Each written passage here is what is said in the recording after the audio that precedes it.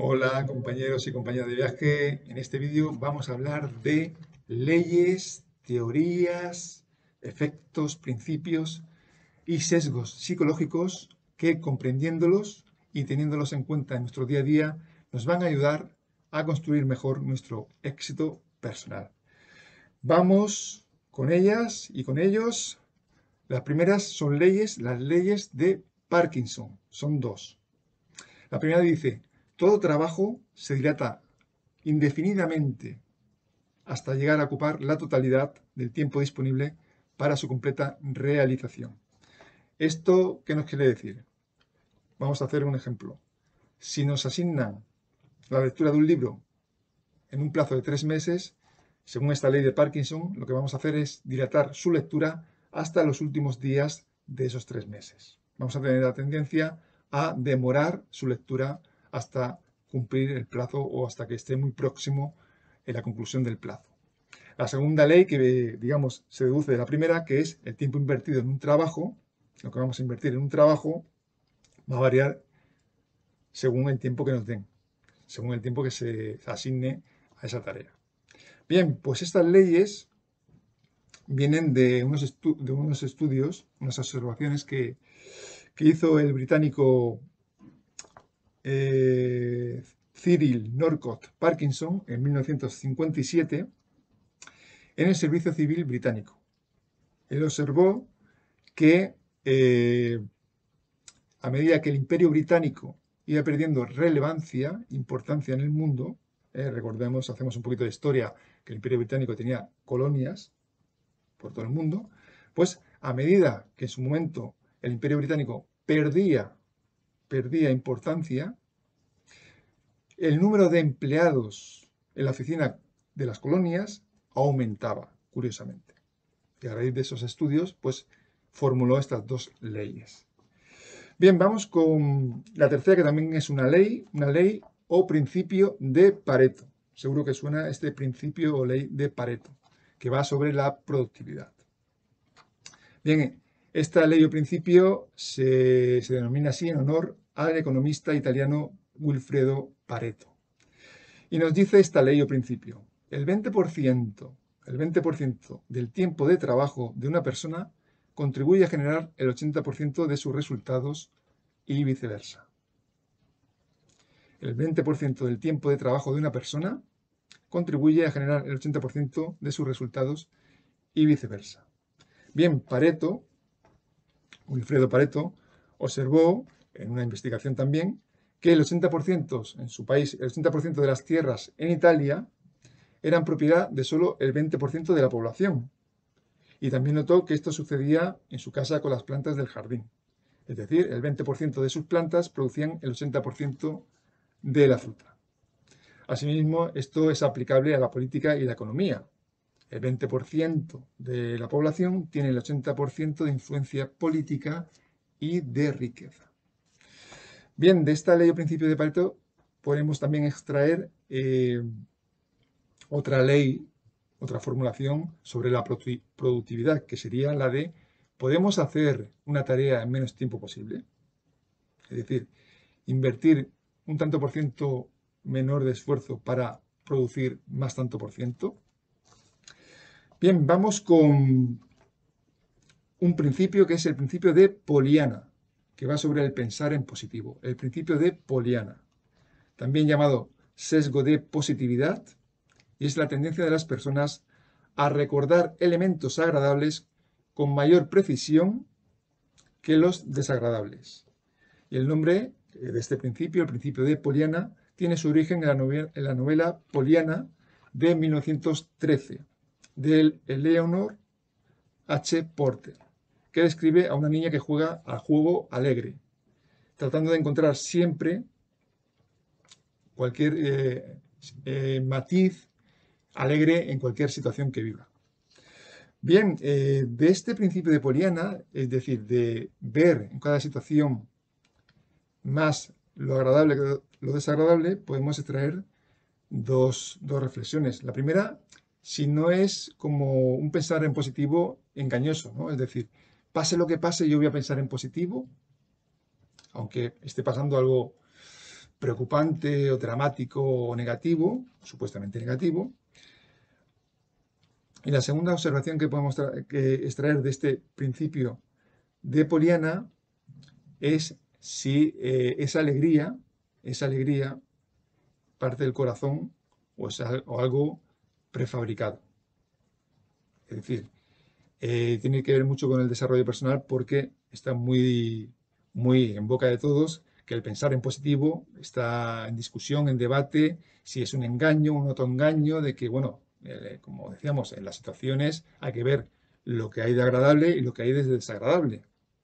Por lo tanto, ese pensar en positivo es un autoengaño o es simplemente un entreno de la mente para no es que veamos las cosas agradables o solo las cosas agradables en cada situación, sino que tenemos que tener la actitud de, digamos, ver ese pensar en positivo como pensar en soluciones y no estancarnos en el problema. Bien, vamos con un efecto que es el efecto Forer, también llamado efecto Barnum o falacia de validación personal. El psicólogo Bertrand Robin Forer lo llamó falacia de la validación personal. Y efecto Barnum, que viene a ser lo mismo, lo acuñó el psicólogo Paul Melch al relacionar las vagas descripciones de personalidad utilizadas en ciertas pruebas psicológicas. Esto nos viene a decir más o menos que una persona nos puede hacer una descripción de nuestra personalidad que nos parezca a nosotros que nos está diciendo algo sobre nuestra personalidad, pero realmente lo que está haciendo es una descripción general. Es decir, para ponerlo en un caso muy claro, si a nosotros nos dicen, tú eres una persona que tiene buenas ideas, que a veces te pones triste y a veces alegre, pues si lo vemos, eso es una descripción general para cualquier personalidad. Todo el mundo tiene ideas, todo el mundo se pone contento, todo el mundo se pone triste a veces, por lo tanto, es una cosa que podemos identificar con nosotros, pero realmente no está haciendo una descripción de nosotros. Pues este sería el efecto Forer. Y esto se aplica o digamos tiene relación con el mundo de la magia, de la adivinación, etcétera, etcétera, en la que ciertas personas pues, pueden utilizar este efecto Forer para aparentar de que están adivinando algo sobre tu personalidad, cuando no es así. Bien, vamos con otro efecto que es el efecto Hathorne, que va sobre la motivación y el reconocimiento. Es una forma de reactividad psicológica por la que los sujetos de un experimento muestran una modificación en algún aspecto de su conducta como consecuencia del hecho de saber que están siendo estudiados. Esto nos viene a decir que las personas, cuando están siendo observadas o estudiadas, pues pueden cambiar su conducta. Y esto me recuerda a algo que leí, una noticia de una empresa, de que la empresa estaba dirigida por un jefe pues, que era muy, digamos, muy rígido. Entonces, los trabajadores se pusieron de acuerdo y cuando el jefe era en una empresa de obras, de construcción de viviendas. Entonces, cuando el jefe iba a supervisar la obra, los trabajadores se ponían de acuerdo y trabajaban menos. Esto podía enfurecer más o menos al jefe y cuando se iba el jefe, los trabajadores, el equipo de trabajo, rendía más. Y esto hizo que al final, pues a través de, digamos, el jefe y sus subordinados, pues le dijeran, no, es que tu grupo de trabajo, cuando tú vienes, como eres rígido, se niegan a trabajar o a producir mejor. Entonces esto hizo que le cambiase la actitud y fuera menos rígido. Bien, vamos con otro efecto, el efecto Dr. Fox, que va sobre la oratoria, la labia que tiene uno al hablar. Es un curioso efecto, es un fenómeno psicológico, especialmente recurrente en disciplinas donde cobra un papel importante la exposición de ideas, por el cual la forma de la transmisión resulta más relevante, la forma de transmitir, que el contenido en sí. Bien, este efecto recibe el nombre de el actor Michael Fox. No confundir con el Michael J. Fox, sino otro actor más anterior, Michael Fox, un experimento en los años 70, en el que se le dijo que iba a exponer, que iba a ser experto en psicología y psiquiatría, iba a asistir a una conferencia y tenía que exponer un tema sobre el mundo de la psiquiatría y psicología, pero un tema inventado, con palabras inventadas. Entonces, Michael Fox accedió, hizo la conferencia, se inventaba palabras, terminología y decía la suya. De manera que al final, toda la gente que asistía lo aplaudió y dijo que qué gran conferencia había hecho cuando realmente se había inventado y era simplemente la labia que había tenido para expresar lo que había, digamos, convencido al público asistente y no el contenido. De ahí el efecto Dr. Fox sobre la oratoria, la manera que tenemos de transmitir a los demás. Bien, vamos con una palabra que es una palabra que en griego significa separar, alejar y aparecer, manifestarse, como fenómeno fantasía, que es la palabra apofenía, apofenía, sin H.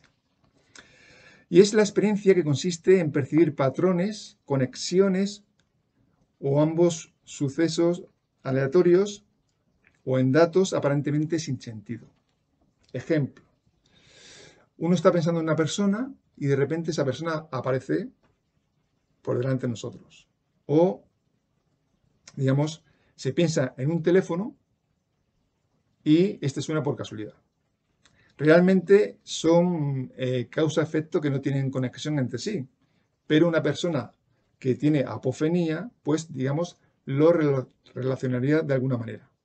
Entonces, se obsesionaría con ese tipo de conexiones en su día a día. Diría, bueno, yo pienso en esto, pasa esto, está conectado, entonces de ahí sacaría un argumento que es completamente falso, ¿no? Igual viene de ahí, podemos reflexionar, la ley de la atracción. Es decir, cuando pensamos en algo y lo traemos o aparece en nuestra vida, ¿realmente ha sido una causa-efecto o ha sido una apofenía? Bien, vamos con un sesgo que es el sesgo de confirmación, que es la tendencia a favorecer, buscar, interpretar y recordar la información que confirma las propias creencias o hipótesis, dando desproporcionadamente menos consideración a posibles alternativas. Es decir, cuando tenemos una creencia, vamos a buscar argumentos que refuercen esa creencia. Y argumentos que pueden parecer más realistas y que, digamos, vayan en contra de esa creencia que tenemos, vamos a desecharlos directamente. Por lo tanto, aquí estaríamos ante una actitud de falseamiento de nuestra realidad, porque podemos tener creencias, evidentemente, pero si luego nos dan argumentos en contra, y esos argumentos están bien argumentados, no los queremos. Entonces, digamos, nos encerramos en nuestras propias creencias y aparece este sesgo de confirmación. Bien, vamos con dos últimas expresiones que son lectura en caliente y lectura en frío. Digamos que van un poquito de la mano. Es cuando, al igual que antes decíamos, una persona quiere adivinarnos supuestamente nuestro futuro o nuestra vida o nuestra historia, pues aparece la lectura en caliente, que es la persona aparenta adivinarnos cosas de nuestra vida o nuestro futuro, sobre todo cosas de nosotros, y resulta que esa persona se ha informado antes de estar con nosotros, se ha informado, ha buscado información sobre nosotros, para luego decírnoslas y aparentar de que sabe o adivina cuál es nuestra historia. La lectura en frío sería, estando presente, nos va a decir, nos va a preguntar cosas como muy generales para que nosotros respondamos de una manera crédula. Pasa sobre todo con las personas que son muy crédulas y que buscan que alguien les confirme o le adivine algo, pues van a hacer preguntas muy generales, pero van a ir sacando en ese momento presencial información de manera que parece como que están adivinando cosas de nosotros. Bien, pues hasta aquí este vídeo.